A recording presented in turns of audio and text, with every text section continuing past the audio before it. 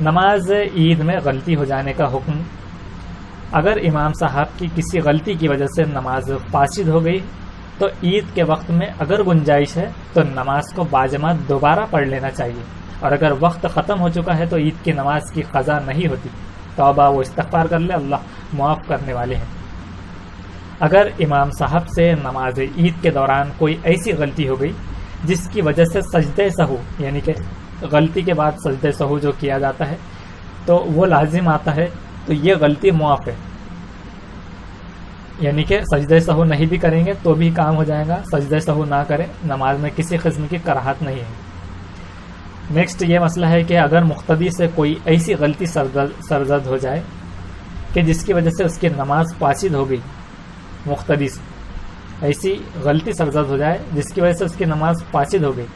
تو اگر امام صاحب اس کے ساتھ دوبارہ شرکت ہو سکتی ہے تو نئے سرے سے نماز سے شریک ہو کر جتنی ممکن ہو امام صاحب کے ساتھ ادا کر لے اور باقی مذبوح کی حیثیت سے پوری کر لے،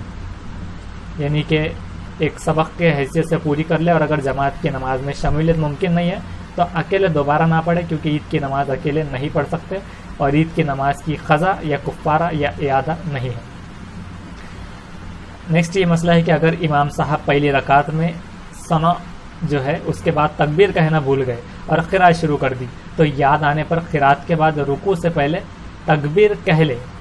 یعنی اگر امام صاحب نے پہلی رکعت میں ثنا پڑھنے کے بعد جو تکبیر کہتے ہیں 2 مرتبہ، پھر تیسری مرتبہ میں ہاتھ باندھتے ہیں اور اس کے بعد قرات ہے،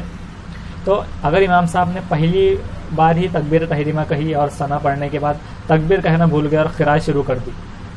تو یاد آنے پر اب ان کو یاد آ گیا تو قرات کے بعد جو ہے تو رکوع میں جانے سے پہلے تکبیر کو کہہ لینا ہے، کیونکہ اب زائد تکبیر کی نیت ہے تو وہ تکبیر کو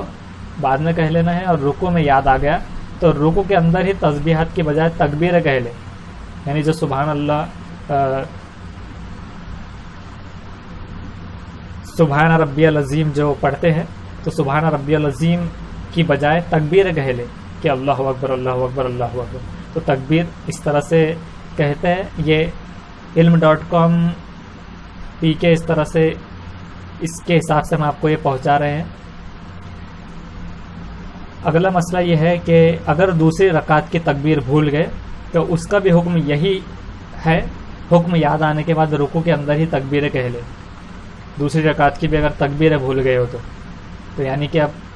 رکوع میں جانے سے پہلے دوسری سے پہلے 3 تکبیریں کہنا تو زائد، اب بھول گئے تو رکوع کے اندر ہی 3 تکبیریں کہہ لے۔ بے شک انسان غلطی کا پتلا ہے اور وہ حساب سے، اور اللہ تعالیٰ بڑا معاف کرنے والا ہے۔ اگر غلط فہمی ہونے کا اندیشہ ہو تو آہستہ آواز سے تکبیر کہہ لے، کہ اگر کس غلطی کا اندیشہ ہو کہ غلط فہمی کا کہ بھائی دیہاتی لوگ ہیں یا اتنے مسائل نہیں معلوم ہیں، تو اگر اللہ اکبر کہیں گے تو سارے لوگ کھڑے ہو جائیں گے اور افراتفری ہو جائیں گی کہ یہ کیا ہو گیا، اللہ اکبر کا حکم دینے کے بعد امام صاحب اٹھے نہیں،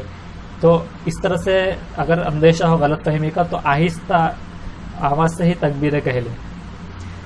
اگلا یہ ہے کہ اگر رکوع کے بعد اگر یاد آ گیا کہ تکبیر نہیں کہہ سکا تو انہیں چھوڑ دے، اب تکبیر کہنے کی ضرورت نہیں ہے، یعنی کہ اب اگر پہلے جو نیت کی تھی پہلی رکعت تک الگ بات تھی، دوسری تک الگ بات تھی، اب رکوع کے بعد اگر یاد آیا دوسری رکعت کے تو اب چونکہ یہ غلطی سرزد ہو گئی ہے تو اب تکبیر کہنے کی ضرورت نہیں ہے، نماز میں کوئی خلل واقع نہیں ہوگا اور اللہ اس کو انشاءاللہ یہ پوری ہو جائیں گی اس طرح سے۔